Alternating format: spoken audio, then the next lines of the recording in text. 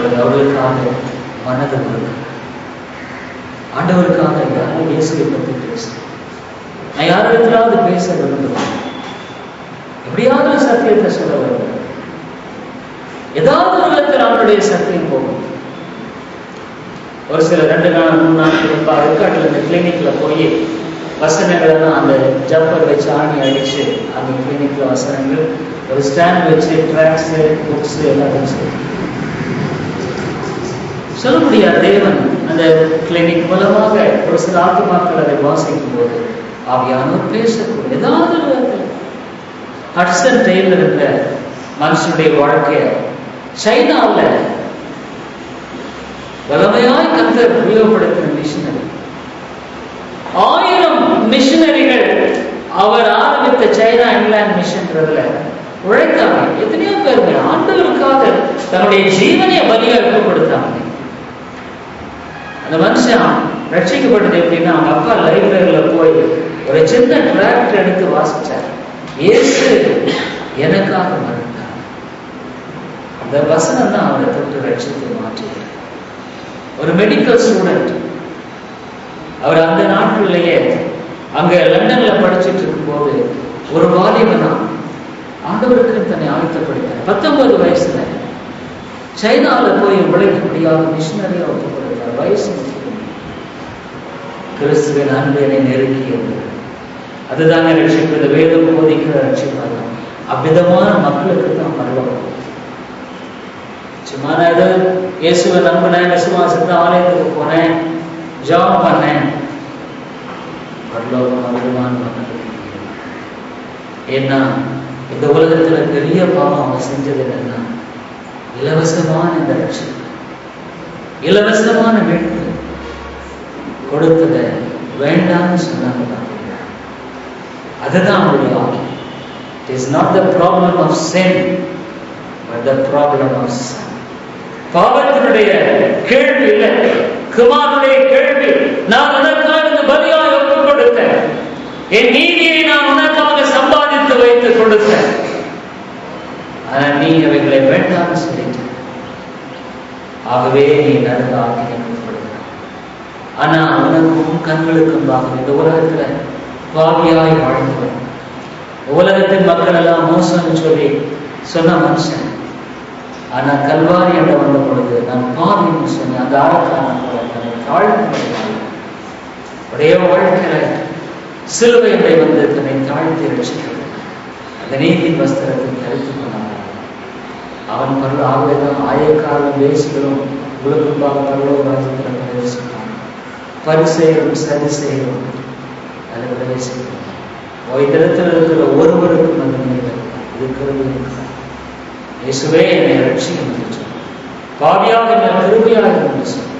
பாவிகளில் பிரதான பாவி என்று சொன்னார். சிலுவையை ரட்சித்து உனக்கு உரியதாக. நான் ரோட்டில் போகும்பொழுது நான் நினைக்கிறேன், இவ்வளவு அழகான காட்டுல போனாங்க, இவ்வளவு பெரிய மனிதர்கள், இவ்வளவு பெரிய, ஆனா எங்க வாழ்க்கையிலாம் இலவசமா இந்த ரட்சிப்பு தெரியாததுனால ஐயோ இந்த ஆத்மாக்கள் நரகத்துக்குள்ளாக இருக்கிறாங்க. நான் ஒரு வெப்சைட் எடுப்போம், இதை கடைசியாக முடிக்கிற வெப்சைட் பிரீத்திங் எர்த்ன்னு சொல்லி உலக படம் போட்டு அதில் இந்த உலகத்தில் எத்தனை பேர் செத்துட்டு இருக்காங்கன்னு சொல்லிட்டு அதில் இருக்கும். அதில் பட்டியல் வந்துட்டே இருக்காங்க. நான் அதை ஆன் பண்ணிடுறேன். ஆன் பண்ணிட்டு போய் வெளியே குளிக்கிறத மற்ற பண்ணிட்டு நான் வந்து பார்ப்பேன். உலகத்தில் எத்தனை பேர் செத்து போனாங்க? 900 பேர், 2000 பேர், 5000 பேர். ஒருவேளை நான் ஒரு 50 மணி நேரம் நடிச்சு வந்து பார்க்கும்போது ஐயோ இந்த ஆத்துமாக்களுடைய நிலை என்ன? ரட்சிக்கப்படும்படியாக இயேசுவின் நாமமே இல்லாமல் வேறொரு நாமமே இல்லை. நானே வழியும் சத்தியமும் ஜீவனுமாயிருக்க இந்த உயர்வு உலகத்துல வேற எதுனாலும் இல்லை, கிறிஸ்து மாத்திரம். ஆகவே நான் ரட்சிக்கப்படும். ஆகவே ஆகவே இந்த உலகத்துல எதுனாலும் ஒரு மனுஷன் பரவலாக போக முடியாது. ஒரே ஒரு நாமம் இயேசு. இந்த இயேசுவுக்கு முன்னும் உள்ள உறவு, அதன் மூலமாய் பெற்றுக்கொள்கிற ரட்சிப்பு, அதன் மூலமாய் இந்த உலகத்தில் பெற்றுக்கொள்கிற சமாதானம். இது இலவசமானது.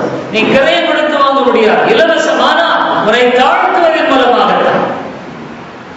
உன்னை தாழ்த்துவையா அதனுடைய இருதய கடினத்துல அருமையானே, வேண்டாம், உன்னை தாழ்த்து. இயேசுவானவர் வருத்தப்பட்டு பாதிச்ச மக்களை நீங்கள் எந்த அவரிடத்துல போ, வேற எங்கேயும் போகாத. Never go to any man. எந்த ஒரு போதகருமே ரட்சிக்க முடியாது. ஆனா இயேசுவானவர் ரட்சிக்க முடியும். அவரிடத்துல நீ போ. நான் ஜாப் பண்ணும் போதெல்லாம் அவரிடத்துல எனக்கு ஒரு வசனம், தன் சொந்த குமாரனையே பலியாய் ஒப்புக் கொடுத்தவர் மற்ற எல்லாத்தையும் கூட விடாதிருப்பது எப்படி?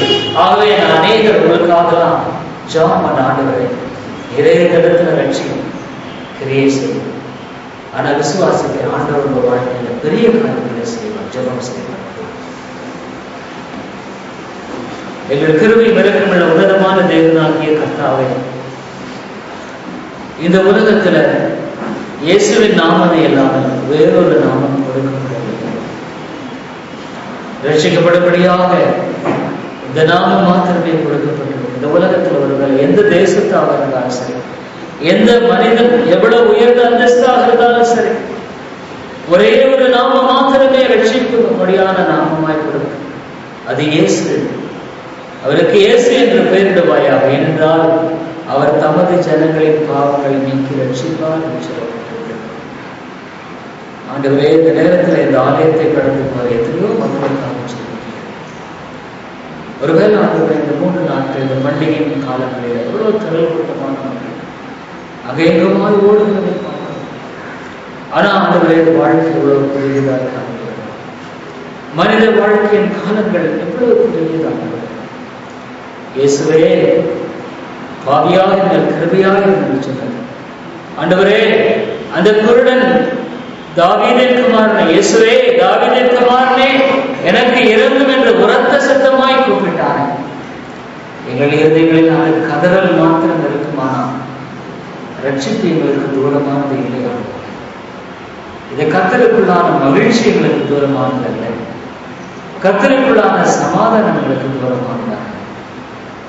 ஆனாலும் எத்தனை சமயங்களினுடைய பாவத்தினால், பாவ சுபாவங்களினாலும் உங்களுடைய சமாதானத்தை இழந்து மற்றவருடைய சமாதானத்தையும் கெடுத்து அதுவே உடைய வாழ்க்கையில விதமாக நிரந்தரமாக வாழ்க்கை மன்னியமாக மன்னியம். இயேசுவே இருந்து மற்றவர்களுக்கு சுவிசேஷத்தை அறிவிக்கும்படியான ராஜரீக கூட்டமாக மாற்றும். நம்முடைய பலியினாலே மாத்திரமே ராகிறது. இயேசுவின் ரத்தம் சகல பாவங்களை நீக்கி சுற்றுகிறேன். அறிந்து செய்த பாவம், அறியாத செய்த பாவம், ஆண்டவரே முன் செய்த பாவம், பின் செய்த பாவம், என்னுடைய வாழ்க்கையில் கடைசி நாள் செய்கிற எல்லா பாவங்களையும் கழுவுவது ஒன்றே ஒன்று, இயேசுவின் ரத்தம். அவருடைய ரத்தத்தினால் சுற்றுகிறேன். இயேசுவின் நாமத்தில் சொல்லிக் கொள்கிறேன். ஆமென்.